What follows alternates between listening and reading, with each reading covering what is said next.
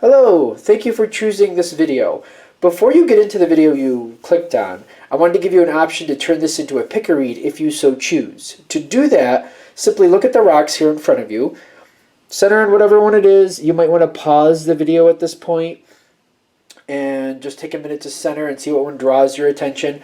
Another way to use this as a pick a read is to get a six-sided dice. The way I do it is I roll it two times. The first time is it odd or even. So this time it's even. So if it's even, I do it times 2. If it's odd, I do it times 1. So it's times 2. I roll it again. I got a 5. 5 times 2 is 10. So I go 1, 2, 3, 4, 5, 6, 7, 8, 9, 10. And this is the one I would choose. Just that way, if you would like the option, you have an option to turn this into a pick a read. Now I'm going to go through and show you what's behind each stone in case you did use it as a pick a read. For the hematite, the rainbow hematite I should say, that's Aquarius. For the jade, it is, elusively, that's Aries. For the tourmaline, it is Capricorn, which I'll try to move that so you can see the word Capricorn. For this pale green stone, which I think is from Africa, I forget the name of it, again, I still haven't gotten it. That one is Pisces. That's cool. For the tiger's eye egg here, that one is Virgo. For the amethyst, the answer for that one is Scorpio. Let's put that down like that. Hopefully you can see that.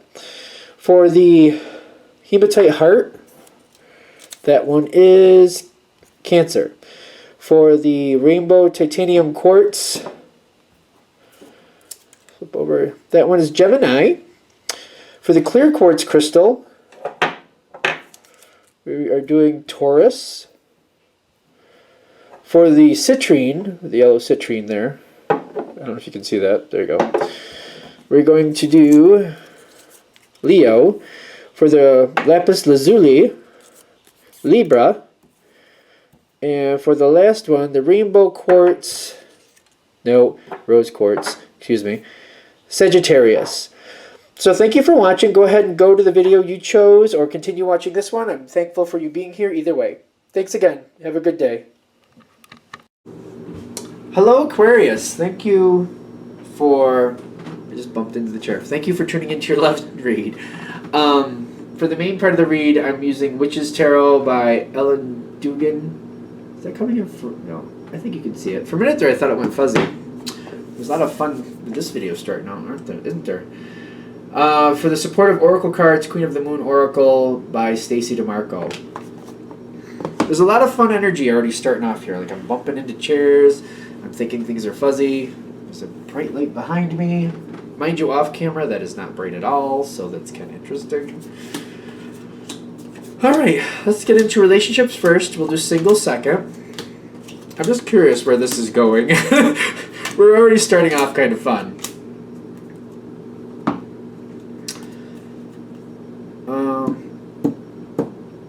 1, 2, yeah.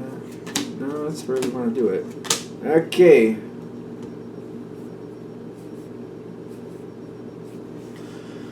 Alright, so this is Aquarius relationships, or whoever chose it, of course. The Seven of Pentacles is where we're starting on your side. So it's almost like tending to a situation, and it's just kind of like every now and then you get some benefit from it, but you keep having to tend to it. That's kind of what I'm feeling with this. It's just it feels like it's ongoing. The challenge card. Whew, the challenge card. Which ironically you might be like, why are you stressed about that? The Ten of Pentacles as your challenge card is telling me maybe it's not as secure as you think. Maybe this isn't going to keep going as long as you think. There's a problem. I don't feel like the Seven of Pentacles is going to last. This card, this energy seems to be leaving. But it's kind of like you're expecting it to continue on. I do feel like you're expecting it to continue on. And it's almost like the challenge card is like, you kind of think this is secure, but whatever it is you're dealing with is not secure. Spiritually, you got the Wheel of Fortune coming in, which is the Wheel of the Year in this deck, but it still feels like the Wheel of Fortune to me. Things are about to change. Things are about to go upside down, whether it's good or bad is subjective. Things are about to change. Something you're not expecting to change is falling through or changing. Now, I feel like the wheel coming forward is like, it seems to be putting a lot of stress on your partner, and I'm seeing that right off the bat. As it is, the situation seems like it's hard for them to deal with. They have the Nine of Swords, and I feel like this is almost like a quiet suffering, if you will. Like there's something here that's too much for them. They seem to be having some pain with the situation, but they're not telling you. The Queen of Cups in their challenge position is, again, it's feeling like secrets. It's like a quiet pain. They're having these problems. The situation isn't really in control for them. I almost feel like if you think about a teenager and they're supposed to be, working on something like over the course of like many weeks, and they're just kind of ignoring it. But then like the day before, they go off and they get it all done, and they blitz it out, and it's not really as good as it should be. But they don't let anybody know what they were doing or the fact that they had done it that way. They just kind of play it off as if they did it correctly, if that makes sense. And they're doing this to themselves, and they're causing a lot of problems. Ironically, abundance is here because I feel like they are keeping up their end of the bargain, but I don't feel like it's on the level about what's going on to make that happen. Like they are doing what they need to do. Abundance is here, like they're holding up their end of the situation. But the way they're handling it is not really healthy, is what I'm getting. That's really what I'm getting from this. Now, what I'm also getting is like other people are getting involved. Ironically, I think that's helping. And I'm kind of like, I'm not really I almost feel like this is a situation where you normally wouldn't say that was right. So however this is hitting for you, I feel like this situation, normally you wouldn't have other people involved. But the way this is going, and it's unhealthy, I feel like this actually is creating a change, and this is what apparently needs to happen to get this to change.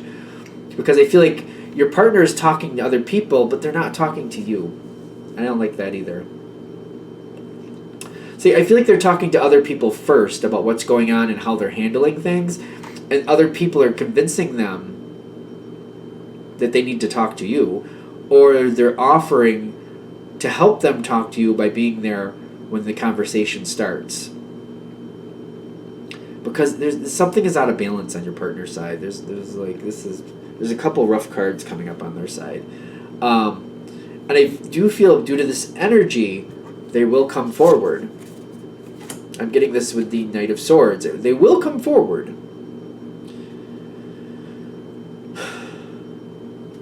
Okay, so that's basically what I'm getting from this card, but it's what I'm seeing on your side, which makes complete sense to me.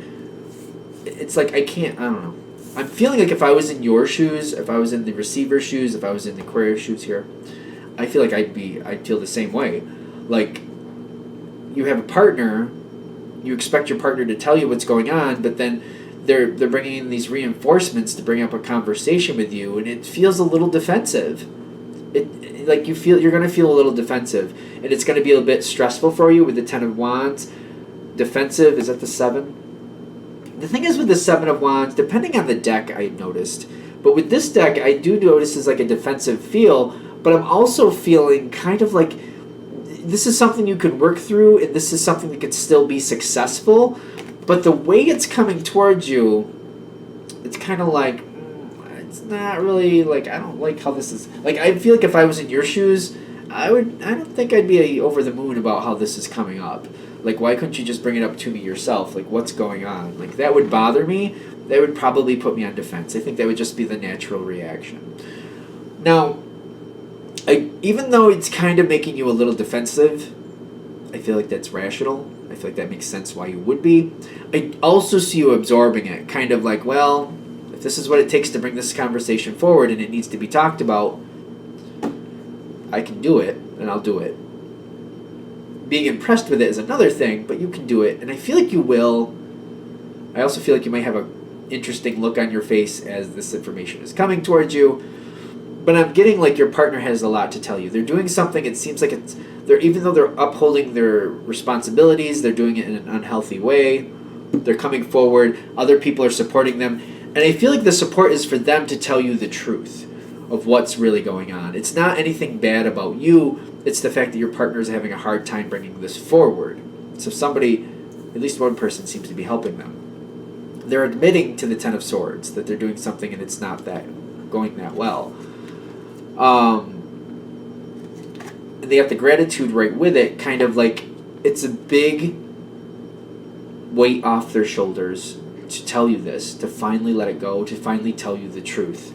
They're admitting this devastation, but it's also releasing them from the devastation at the same time. They've built this up pretty strongly. They've built this up quite strongly. Now, the Six of Swords is also here with the focus. Spiritually, the fact that they're admitting this and telling you about this means that they have to move on from this. This has to change. There's a change that has to happen from this. And I'm getting that they're going to need to move on from this situation, whatever it is. Things are going to have to change, and they're going to have to remain focused to do that. Because I'm feeling that focus is like, it's not just for them, it's for you too, but they need to move on from this. There has to be a change. This is an unhealthy situation. There has to be a change. It's unhealthy on their side. I'm getting that again, and I've said it a few times throughout the reading. It's unhealthy. They need to change. Things need to change. They're going to have to focus on that. I feel like you might have to help them focus on that to make this change. Even if either it's how it's handled or just what you're both doing together, something has to change here because it's very unhealthy over here. I'm seeing you, what's helping you is the Empress card. And I feel like you're kind of forced into a position, I have to say, because it doesn't feel like you have much of an option, but you kind of have to go like third-party perspective on this. And you gotta kind of look at it kind of like, all right. I feel the way I feel, and that's what it is. But it's almost like you're stepping back, like this is what they're dealing with. That they're devastated over it. This is what I'm dealing with, and I know this has to change. So, like, what has to happen here? Like, I feel like you have to step back and you're like, what's good for everybody? What's going to change the situation to make it more healthy for my partner? But also not only make it more healthy for them, but something that I can live with, that's fair for both of us, what needs to happen. You got the Empress feel here, and I feel you're trying to work it out. I feel other people are still involved. And what's going to happen is like you're going to hit this stagnant moment with the Hanged Man is where this is going next. I feel like your partner has to work out a lot of the problems and has to come to terms with what's going on with them. You being open and receptive to what that means makes a big difference. I literally feel like they have to work it out. They might have to get external help for this because I feel like something is unhealthy here. But basically the reason they're showing you this Hanged Man is like you being open to possibilities is basically what this is going to end with for this part, because your partner has to like figure out what the problem is and they have to make a decision about what they want to do, and then it's pretty much you being open to those possibilities and like agreeing or disagreeing and going forward as necessary as from what comes forward next. Because the Hanged Man is telling me that neither of you kind of go anywhere until your partner figures out what they need to do. Because they can't, it's an unhealthy situation. I'm getting it again. Whatever they're doing is an unhealthy. Something has to change. They have to make the decision and commit to changing that. And then it's just pretty much what you can do with what they're going to do next. How you can react to it, what you can do next. All right, I think that's what we have for Aquarius and relationships. Is there anything else? I think we're done. Okay. I don't think that's that bad. I have to admit, only in a personal sense, like having to wait to see what somebody else is going to do to see how you can react with it.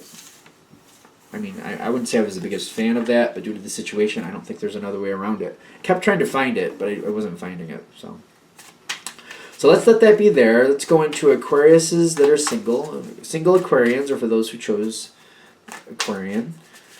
Single Aquarians. What do we have? The truth for single Aquarians.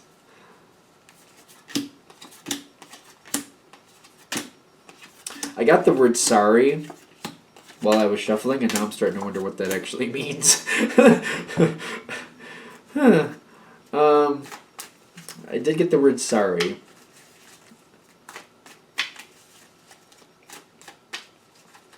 So, you got the Ace of Wands coming up, but is that good or bad is the question. Because just because it's the Ace of Wands and there's a very strong start, a very passionate moment, it's usually, I like to think of it as good, but, you know, we'll see. Let's unfold this situation as we keep going. Yeah. When I'm looking in the past, for those of you who are connecting with this, you've dealt with people who were a bit, let's just be fair, the way you related to them, you considered them emotionally unstable. I mean, I guess we could be split hairs and say whether they were technically or not. It doesn't really matter. But if somebody in the past, at least it feels like it happened more than once, where it's just, it was hard to deal with them, you thought they were over emotional and you didn't care to deal with that. And I'm also seeing, due to this emotional connection, they were a bit sharp-tongued. There's a lot of vicious fights, vicious verbal fights. This is the past I'm looking at. And I'm seeing, like, this is nothing you have any interest in repeating. For some of you, maybe you have a parent or a sibling that was like this when you were growing up. And you're like, that is not for me. I do not want somebody like that. I do not want a partner like that. I can't live with that day to day again. I will not live with that day to day again. That's affecting what we're going forward towards next. Because as you keep going forward, you've got the Star card in the environment. Somebody likes you. I do feel like they're quite emotional. They're quite affectionate. I'm not seeing them giving you a hard time. I don't see them being, like, difficult. But I feel like you're immediately identifying them as, like, you see this pattern. You're just kind of like, I've had other people like this in my past. When they're good, they're great. But when they're bad, they're horrifying.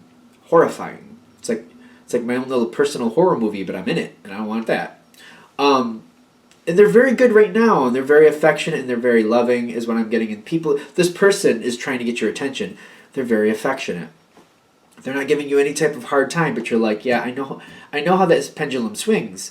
It goes this side now, but sooner or later it goes over here, and I don't like it when it's over here. I really don't like it, and it can stay over there for a while too. So I feel like you're holding back. You're holding back. You are giving this person a thought. Like, you're thinking about it with the Hermit card, but I feel like you're also very, very nervous about it. The Page of Wands, just to be fair, in this deck, the way that page feels, look at him. Like, he's freaking out. He's like, oh my god! He, she, they, whatever this person is. Like, they look very nervous. And you're nervous about where this could go and what this could mean. Like, what type of relationship this could be if it was allowed to go there. If it was allowed to go there. I see you, like, you're not really moving and you're just kind of waiting for it to move on its own. I don't feel like you're playing back.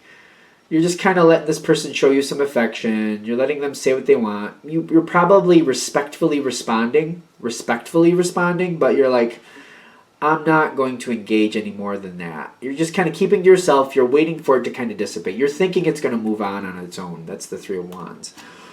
And I feel like you're just like, I don't want this Three of Swords. Like, it's looming over the whole situation. Like, somebody else you've had to deal with in the past, this is reminding you of, and you're like, yeah, when they're good, they're great, but when they're bad, it's like living in a horror movie, and I can't do that.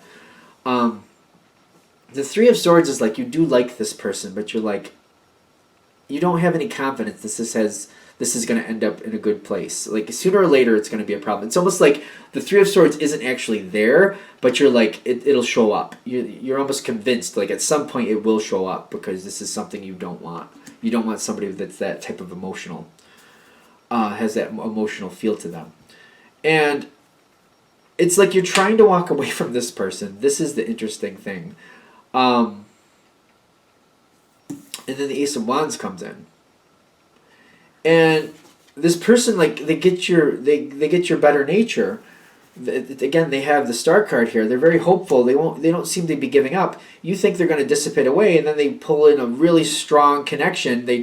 They're just like, it's almost like they want you to go with them on a weekend getaway. And it's a really beautiful place and a really nice idea. And they just kind of like impress you with this. And they're like, come on, it'll be fun. Like, what else are you doing? I mean, it doesn't have to mean anything. We can just have a good time. It's almost like a weekend getaway. Or something. It could be a day trip. It could even be a day trip, just to be fair. But somehow they're getting you to do something with them. And it seems very significant. You have a lot of fun with this person. And the strength card is like, I feel like you're having a moment with this person. This is after. Like, you already expect this to dissipate, but it's kind of pumping up with the Ace of Wands. You have a really good time. Could be a weekend. Could be a day trip. Either way, you're having a great time with this person.